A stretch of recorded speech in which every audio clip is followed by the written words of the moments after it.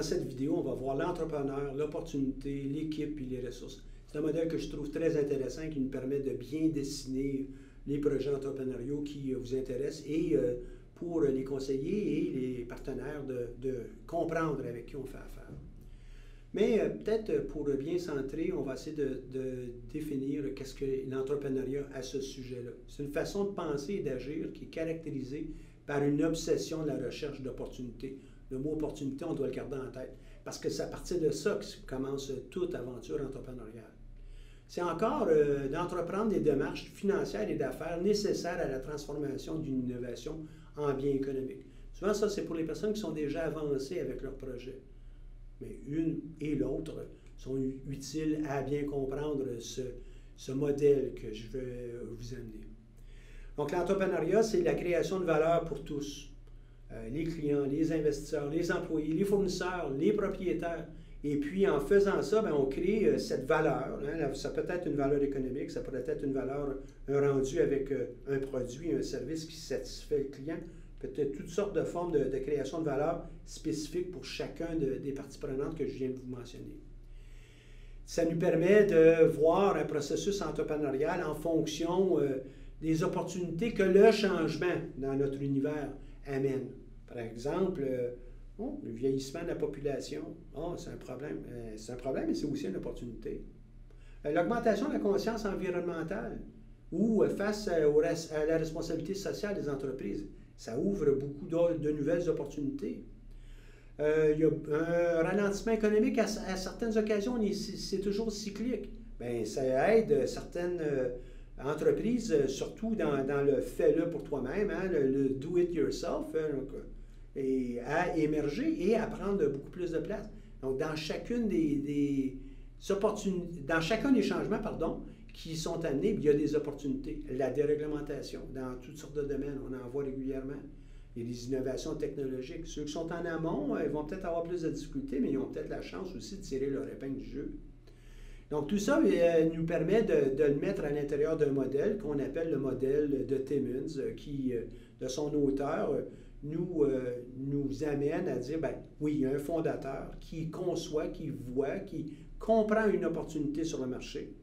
De cette opportunité, il est en mesure de peut-être la cerner par sa créativité. Évidemment, on est dans un monde incertain avec ces opportunités-là parce que c'est pas encore tout à fait clair. Hein? En anglais, on utiliserait le mot fuzzy. C'est un peu pas clair, c'est difficile à saisir. On a évidemment un besoin de ressources pour être capable d'exploiter cette opportunité. Plus l'opportunité est grande, plus on aura probablement besoin de grandes ressources. Bien, plus ces ressources sont grandes, bien, on va aussi avoir besoin d'une équipe de travail qui va être proportionnelle à ces ressources. Hein? Et ça va exiger ça, du leadership pour être capable d'aller chercher les bonnes ressources pour pouvoir exploiter l'opportunité qu'on entrevoit. L'opportunité peut être locale, elle pourrait être nationale, internationale, pourrait être de tout type. Et on va mettre cette information aux fins de communication à l'intérieur d'un plan d'affaires. Plan d'affaires qui pourrait être une maquette, 5-6 pages, pourrait être une brique aussi. Mais essentiellement, on parle d'un processus entrepreneurial qui est émergent. Ça va être assez léger. Donc, opportunité, c'est quelque chose en quoi on croit qui va nous permettre de créer quelque chose de nouveau.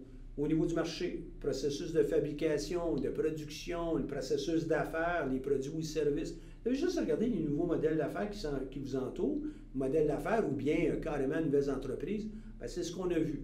Puis vous en avez beaucoup autour de vous qui permettraient d'alimenter une discussion avec vos collègues.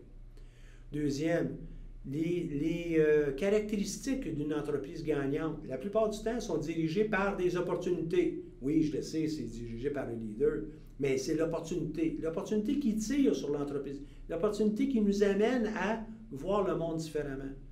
Ils ont aussi tous des entrepreneurs leaders.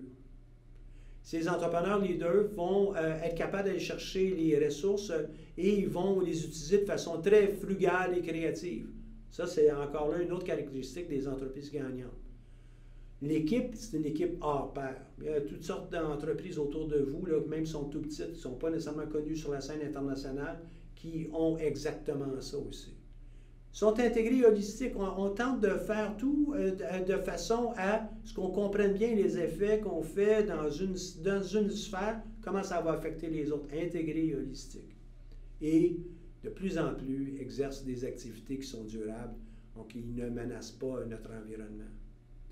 Il y a les aspects financiers qui vont être aussi vus comme étant gagnés. Ça va nécessiter, pour ces entreprises-là, des fois, un grand capital, mais les entreprises qui vont pouvoir être de nouvelle génération vont nécessiter un faible capital de démarrage, puis ils vont être capables de récupérer cet investissement-là en moins de 2 ans.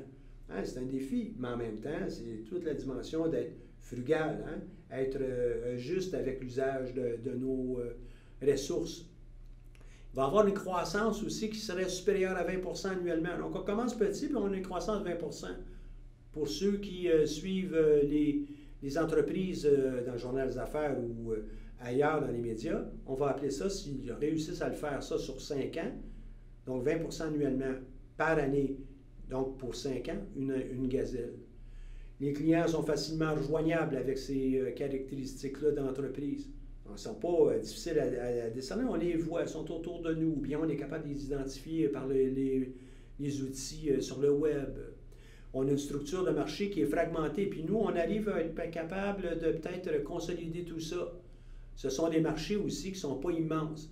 Ils vont avoir, par contre, ils doivent avoir au moins à peu près 50 millions de dollars. Pas nécessairement celui que vous allez essayer de toucher immédiatement, mais le marché dans son ensemble, au moins 50 millions. Vous arrivez avec un marché qui a 50 milliards, il y a déjà des gens qui vont être investis dans ça, puis ça va être difficile de les déloger. Les gens qui ont des grandes entreprises ne sont pas intéressés par un marché de 50 millions. Ils sont intéressés par des marchés beaucoup plus grands. C'est pour ça que cet élément-là, la taille de marché devient important, gros, mais en même temps, ce n'est pas hors de portée pour les petites entreprises. Et puis, il y a quelques barrières à l'entrée, puis nous, on a retrouvé les manières de les contourner ou bien carrément de faire un pont par rapport à ça. Les fausses croyances en entrepreneuriat, il y en a plusieurs. Il y en a une qui pourrait être dite comme c'est nécessaire d'avoir toutes les ressources en place pour se lancer en affaires. Et entre autres, le financement. C'est pas vrai. C'est pas vrai du tout. C'est une fausse croyance, ça. En réalité, l'argent et les autres ressources sont à la remorque des opportunités. C'est vraiment l'opportunité qui prime. Vous avez une belle opportunité, vous la comprenez bien, vous avez fait vos devoirs, vous comprenez comment ça fonctionne dans ce secteur-là, ça va être possible d'aller trouver de l'argent parce que les gens vont comprendre ce que vous avez probablement fait. Évidemment, mais il faut avoir fait ses devoirs. Il y a trop peu de bonnes idées, en fin de compte, pour l'argent qu'on cherche à investir. Et puis, quand je dis l'argent qu'on cherche à investir, c'est pour l'ensemble des donneurs d'ordre, l'ensemble de ces fonds-là, un peu partout autour de vous. Il y en a trop peu d'idées pour être capable de les satisfaire. Donc, on cherche des bons entrepreneurs. On cherche des bonnes opportunités. Puis, évidemment, le timing, c'est crucial pour se lancer en affaires. C'est aussi une autre dimension qu'on doit tenir en compte, l'équipe de gestion. Vous n'avez pas appris encore à gérer en équipe, à travailler en équipe, à faire des choses en équipe, à penser équipe, bien, vous avez un petit retard, vous devez absolument considérer ça. Mais ce sont 4 éléments vraiment très importants, trop peu d'idées pour l'argent qui est disponible, je vous assure. Deuxième, il manque de bons entrepreneurs, donc vous. Troisième, le timing est vraiment très important pour se lancer en affaires. On lance n'importe quelle des entreprises que vous connaissez aujourd'hui, 5 ans plus tard, bien, regarde, ça ne fonctionnera pas de la même manière ou peut-être ils vont même ne pas pouvoir être créés. Et puis, l'équipe de gestion.